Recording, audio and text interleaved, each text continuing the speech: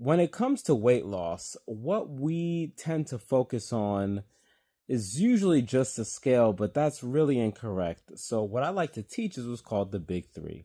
Okay, and that stands for the calorie deficit, the strength training, and the cardio.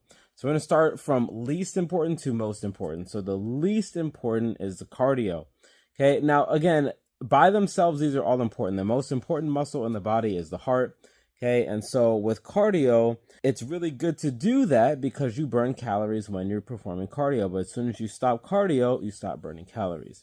Okay, and this is in reference to weight loss, not as individual units. Okay, so that's number one.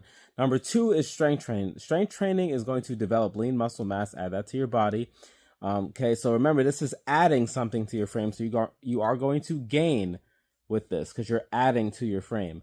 But the muscle is going to burn fat over time via what's called the afterburn effect. So that is, it's going to look like this. It's going to go up, and it's going to throughout for the next 24 hours. It's really cool. So now, if you combine strength training with cardio, right? Now you burn calories with cardio.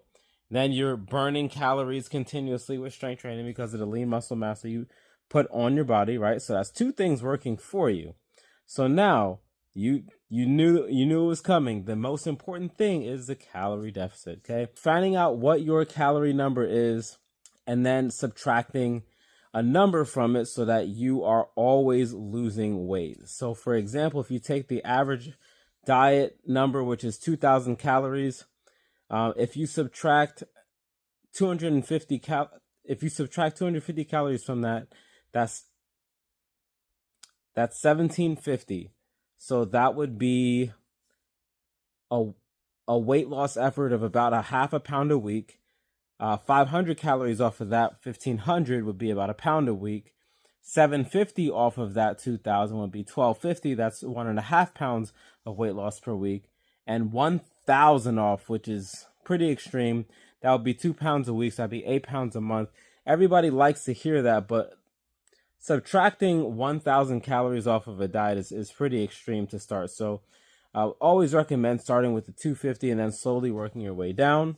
And again, the 2,000 calorie diet is just an example. 9 times out of 10, most people need to get their BMR and TDEE numbers ran first so that they could get their unique calories deficit number. So what those things stand for is what's called BMR, which is basal metabolic rate, how many calories your body burns at rest, and a TDEE number, total daily energy expenditure. That's the number that's modified from your BMR after you find out what your activity level is, your age, your height, and your current weight. Once you